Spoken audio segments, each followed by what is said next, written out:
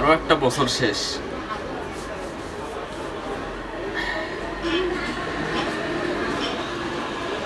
আরেকটা বছর শেষ, 2026 শুরু।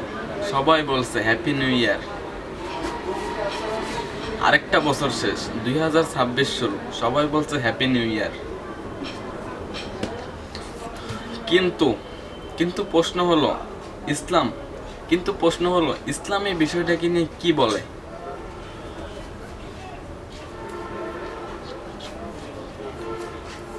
ইসলাম নতুন বছর সেলিব্রেশন করতে নিষেধ করেনি। ইসলাম নিষেধ করেছে মিনিংলেস সেলিব্রেশন। ইসলাম নিষেধ করেছে মিনিংলেস সেলিব্রেশন। ইসলাম নিষেধ করেছে মিনিংলেস সেলিব্রেশন, ফায়ার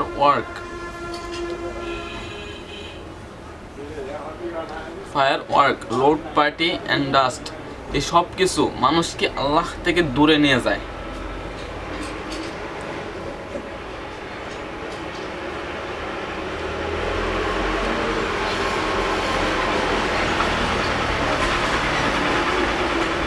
ইসলাম আমাদের শেখায় টাইম মানে আমানত।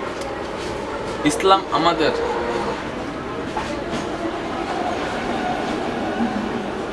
আমাদের শেখায় টাইম মানে আমানত।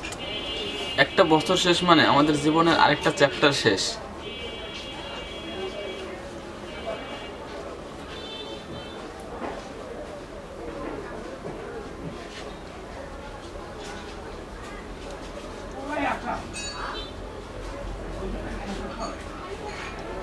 একটা বছর শেষ মানে আমাদের জীবনের আরেকটা চ্যাপ্টার শেষ।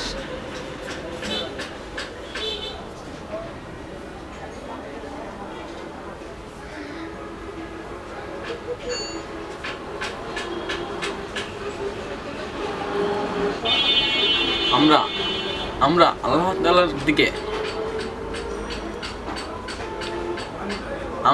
আল্লাহর দিকে আরো এক ধাপ এগিয়ে গেলাম।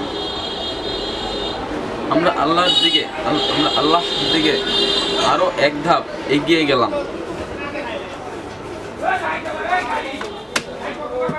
সো ইসলাম নিউ ইয়ারকে দেখে সেলিব্রেশন হিসেবে না,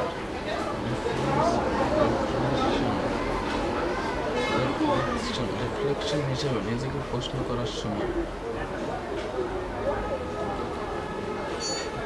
সো ইসলাম নিউ ইয়ারকে দেখে সেলিব্রেশন হিসেবে না, রিফ্লেকশন হিসেবে নিজেকে প্রশ্ন করার সময়। সো ইসলাম নিউ ইয়ারকে দেখে সেলিব্রেশন হিসেবে না, রিফ্লেকশন হিসেবে নিজেকে প্রশ্ন করার সময়। নিজেকে প্রশ্ন করার সময় যে আমি গত বছর কেমন ছিলাম, যে আমি গত বছর কেমন মানুষ ছিলাম।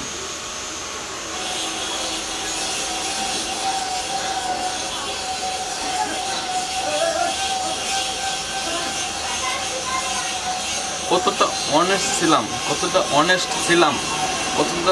কতটা কৃতজ্ঞ ছিলাম যে আমি গত বছর কেমন মানুষ ছিলাম, কতটা অনেস্ট ছিলাম, কতটা কৃতজ্ঞ ছিলাম।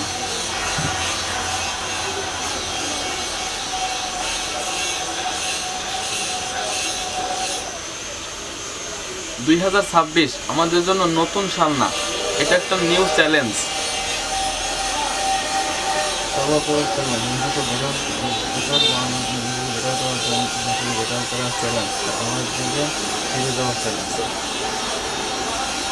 তওবা করার চ্যালেঞ্জ, নিজেকে বেটার করার চ্যালেঞ্জ, আর আল্লাহর দিকে ফিরে যাওয়ার চ্যালেঞ্জ।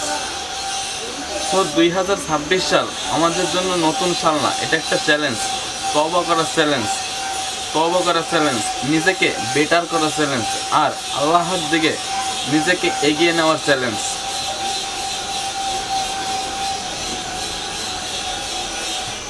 আর আল্লাহর দিকে নিজেকে আরো এগিয়ে নেওয়ার চ্যালেঞ্জ।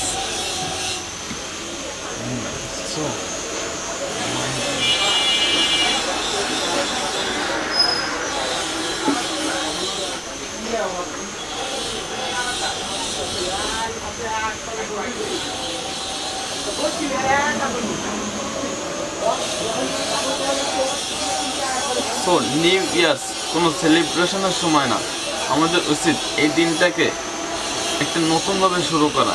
যেমন গত বছর আমি কতটা খারাপ ছিলাম এগুলো মনে করা এবং সেটাকে পরিবর্তন করে সামনের দিকে কীভাবে ভালো করা যায় সেইটা চিন্তা করা।